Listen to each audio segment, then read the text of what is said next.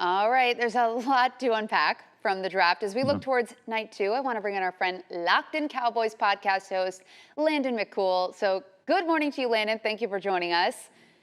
Good morning. Glad to be here. We're happy to have you because let's talk about this first pick. What are your thoughts on it? Let's just start with that. I think it was very surprising. I mean, the Cowboys have not drafted a defensive tackle in the first round since I'm pretty sure Russell Maryland, and that was over 30 years ago. But this is a different type of player than the Cowboys have had, really a high profile player at in a long time. This is a nose tackle. This is someone who is going to be an elite run defender. But this is not kind of the typical nose tackle we hear about. Usually those guys are like 340 pounds plus, and you wouldn't want them near your buffet. This is more of an athlete. This is a guy who was on Bruce Feldman, who's a college football writer, has a freaks list. He was number one on the freaks list with his athleticism and his weight room legends. So this is a guy who can move around a little bit and is just a physical monster in the middle of the defense. Absolutely. And let's look forward to tonight. Starts at 6.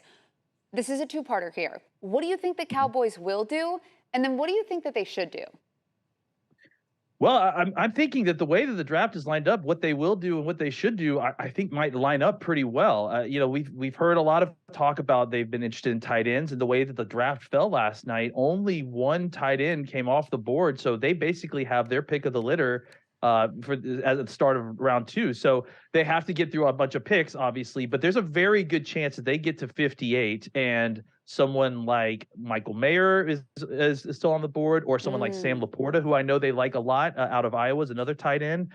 Or very likely they could go offensive line. I know they considered that last night. Someone like Steve Avila, who's a TCU guard who can play center.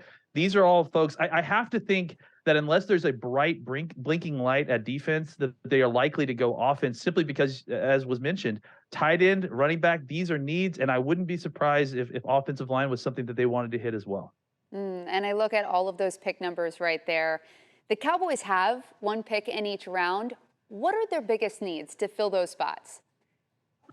I think we mentioned obviously running back is a spot where Mm. they're looking to get someone who can tote the ball, but I don't know that that's going to come off the pick list first. I would say you're likely looking at offensive line, tight end that first pick, and then yeah, running back will be a third or a fourth round consideration likely.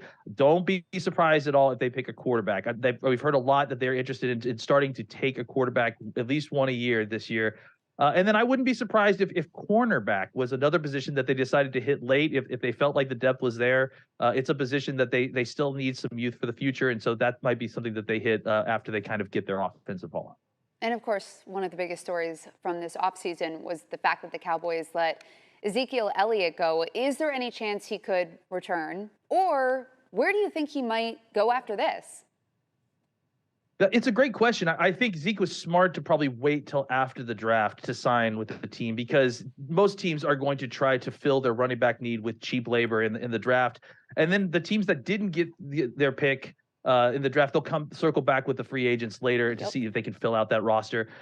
It depends on if the Cowboys draft a running back or not. If they don't draft a running back, I know Dak Prescott would be thrilled to have Zeke back, but I have a feeling that bridge has probably not been burned, but that they've moved past this, and that Zeke is likely to go on to another team and not make his way back to Dallas. Yes. I mean, we're only as good as our toughest opponent.